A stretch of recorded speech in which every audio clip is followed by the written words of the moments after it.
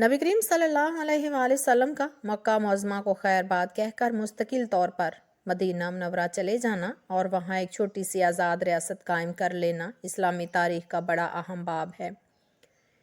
اس لیے اس تاریخی ہجرت کے اسباب مختصر طور پر بیان کیے جاتے ہیں۔ کفات کا توحید سے انکار کرنا اور بت پرستی پر اصرار کرنا۔ بعثت سے پہلے حضور صلی اللہ علیہ وآلہ وسلم مکہ میں ہر دل عزیز تھے۔ تمام قریش آپ کے اخلاق حمیدہ کے گن گاتے تھے، لیکن نزول وحی کے بعد جب آپ کو حکم ملا کہ دین کی تبلیغ کھلم کھلا کرو تو وہی لوگ آپ کے خلاف ہو گئے۔ کچھ تو ایمان لے آئے لیکن اکثریت نے انکار کر دیا اور اس پرستی پر مضر رہے۔ آپ نے اللہ تعالیٰ کے دین کو پھیلانا تھا۔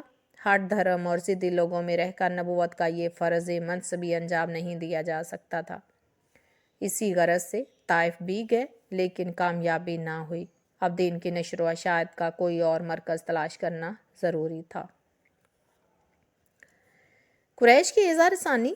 کفار نے صرف دین اسلام کو جھٹلانے اور توحید سے انکار کرنے پر اکتفا نہیں کیا، بلکہ خود حضور صلی اللہ علیہ وآلہ وسلم پر اور تمام مسلمانوں پر طرح طرح کی سختیاں شروع کر دیں، جن کی اذیت وحشت کی حد تک نہ پہنچ گئی۔ حضور صلی اللہ علیہ وآلہ وسلم پر غلاظت پھینکنا، سڑک پر کانٹے بچھانا، راہ چلتے ہوئے واضح کسنا اور ان سب سے بڑھ کر معاشرتی اور اقتصادی مقاطعہ، جس کے بعد حضور صلی اللہ علیہ وآلہ وسلم کے سارے قبیلہ کو 3 سال تک شعب ابی طالب میں رہنا پڑا۔ مومنین اولین نے جو عقوبتیں اور ایذا رسانیاں برداشت کیں، ان کی داستان بڑی طویل اور دردناک ہے۔ مختصر یہ کہ مسلمانوں پر زندگی اجیرن ہو چکی تھی اور کفار نے ان کا مکہ میں رہنا محال کر دیا تھا۔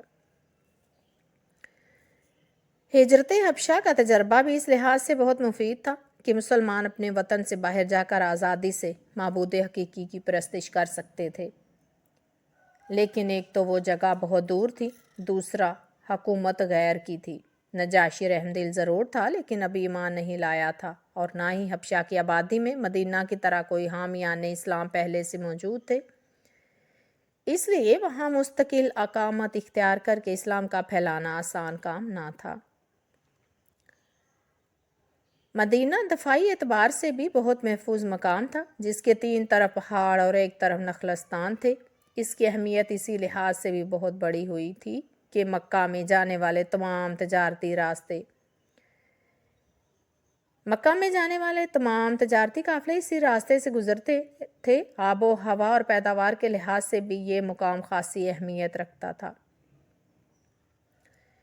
اس تمام ایذا رسانیوں کے باوجود حضور صلی اللہ علیہ وآلہ وسلم نے خود مکہ چھوڑنے کا ارادہ اس وقت کیا جب کفار نے آپ کو نعوذ باللہ قتل کر دینے کی سازش مکمل کر لی۔ بیعت عقبہ کے بعد مدینہ میں اسلام پھیلتا ہوا دیکھ کر قریش مکہ بہت برہم تھے۔ انہوں نے ابو جہل کی تجویز پر یہ فیصلہ کیا کہ ہر قبیلہ سے ایک ایک نوجوان چن کر ایک رات انہیں حضور صلی اللہ علیہ وآلہ وسلم کے گھر کے پاس ٹھہرا دیا جائے۔ صبح کو جب حضور صلی اللہ علیہ وآلہ وسلم نکلیں تو سب یکدم ٹوٹ پڑیں اور قتل کر دیں۔ تمام قبیلوں کو اس سازش میں شامل کرنے سے مدعا یہ تھا کہ حضور صلی اللہ علیہ وآلہ وسلم کے قتل کی ذمہ داریاں سب پر یکساں ہوں اور بنی ہاشم کسی سے بدلہ لینے کی ہمت نہ کر سکے۔ اللہ تعالیٰ کو اسلام کا پھیلانا مقصود تھا۔ حضرت صلی اللہ علیہ وآلہ وسلم کو دشمنوں کے ارادوں کا پتہ چل گیا۔ آپ نے اہل مکہ کی امانتیں جو آپ کے پاس موجود تھیں حضرت علی کرم اللہ وجہہ کے حوالے کی، انہیں اپنے بستر پر لٹا دیا۔ اسی رات جو کفار نے حملہ کے لیے مقرر کی تھی، گھر سے باہر نکل آئے اور حضرت ابوبکر صدیق کے پاس پہنچے۔ وہاں سے سواری اور سفر کا مختصر سامان لے کر روانہ ہو گئے اور مکہ سے تقریباً 3 میل کے فاصلے پر غار ثور میں 3 دن تک قیام کیا۔